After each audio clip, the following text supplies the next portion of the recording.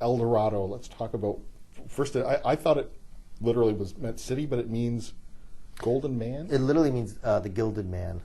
The notion of this ancient civilization in the wilderness came about when the conquistadors first arrived in South America, and they'd heard from the Indians that there was in the jungle this great ancient civilization that was so plentiful in gold that the inhabitants literally ground the metal into powder, and they blew the golden powder through these hollow canes upon their naked bodies until they'd be shining from the head to the foot. And so El Dorado literally means the gilded man as a result. And expeditions began to search for this. All they had to do was hear about a little gold, and off they went. And so the first expedition was mounted at 1541, had some 4,000 men that went, and some 4,000 men died of disease and starvation on that trip. And other expeditions continued to go. They often descended into cannibalism, eating their own. And then there were those who were simply driven mad. And it was pretty much after this toll of death and suffering that rivaled a Joseph Conrad novel that people kind of said, well, wait a second, I think there is no El Dorado. It's just a delusion.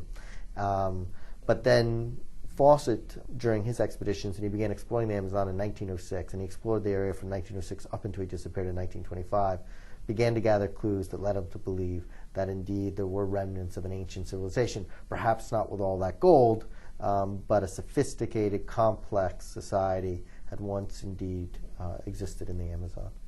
The tradition of, going off and, Dr. Livingston, I presume, journalism. Yes. But I thought that was mostly, dead, like literally. Like literally dead, yes. I am the least likely explorer probably to ever come along. As I describe in the book, I'm out of shape. I don't camp. I don't hunt. I suffer from keratoconus, which makes it pretty hard for me to see at night, and I get lost on my way to work in Manhattan on my subway. So I am not ideally suited for this. And my interest in the story, I should say, began in a way that was much more suited towards my paltry physical attributes, which was in the archives of libraries, beginning much more as a biographical quest to tell the story of this great explorer who disappeared in the Amazon in 1925 and to kind of figure out who he was. And it was only after I went to England and I tracked down one of his descendants, a granddaughter, who at one point said to me, well, do you want to really find out what happened to my grandfather? And I said, sure, if at all possible. And she'd led me into this back room where she had this old chest. She'd opened up this old chest, and inside were all these old books, and they were disintegrating, covered in dust. And I asked her what they were, and she said, well, those are my grandfather's secret diaries and logbooks.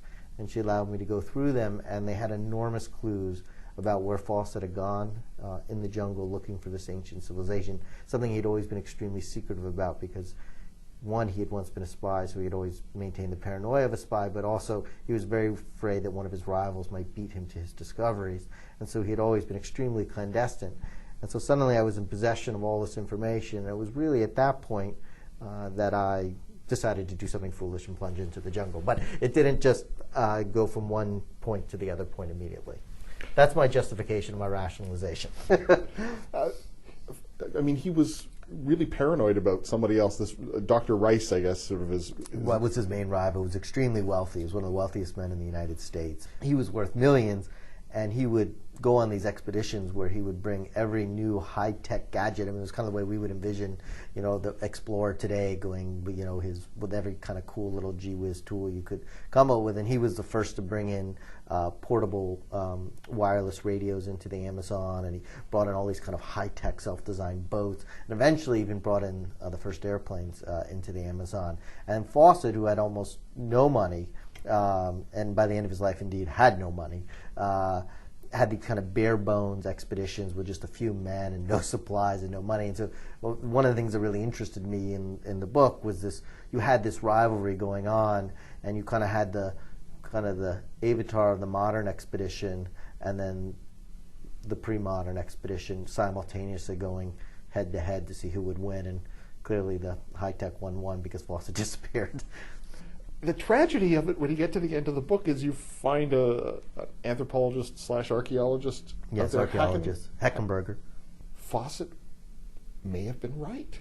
Yeah, that's right. I mean, the most interesting thing is that for many, many years, Fawcett really was dismissed as a crank who basically sacrificed his life and the life of his kid in pursuit of this mad fantasy. And one of the reasons he's now gradually been forgotten is because the scientific community dismissed his theories that an ancient civilization could have arisen in the jungle. And in the very place where Fawcett believed he would find Z, this archaeologist, a real pioneering archaeologist, has found evidence of 20 pre-Columbian settlements. These settlements have roads built at right angles, which is something in Fawcett's letters believed he would find, based on his own interviews with tribes, taking down tribal legends, and also he had found evidence of what he believed were actual causeways in the jungle. These ruins did have causeways, they had bridges, they had populations of anywhere between, a cluster of these settlements had a population of about 2,500 to 5,000 people, which made them about the size of many medieval cities in the same period. And they were occupied from around 800 AD into the 1500s. And that's just in this one area. There are now discoveries. Archaeologists are finally going into the Amazon using satellite imagery and various high-tech gadgets. Ground-penetrating radar. Radars, exactly. And they're basically finding evidence of ruins and ancient civilizations. And these discoveries are transforming our understanding not only of Fawcett, but also of what the Americas look like, what the Amazon looked like before the time of Columbus. The book is The Lost City of Zed, a tale of deadly obsession in the Amazon. I've been speaking with the author, David Grann, and The Lost City of Zed, published by Doubleday.